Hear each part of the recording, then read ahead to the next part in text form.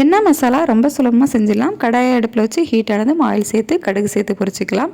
வெங்காயம் சால்ட்டு சேர்த்து நல்லா வதக்கிக்கலாம். 2 பச்சை மிளகாய் ஆட் பண்ணிக்கலாம். 2 வெங்காயம் சேர்த்துருக்கேன். ஸோ ஒரு தக்காளி மட்டும் ஆட் பண்ணால் போதும். அதுவும் சேர்த்து நல்லா வதக்கிக்கலாம்.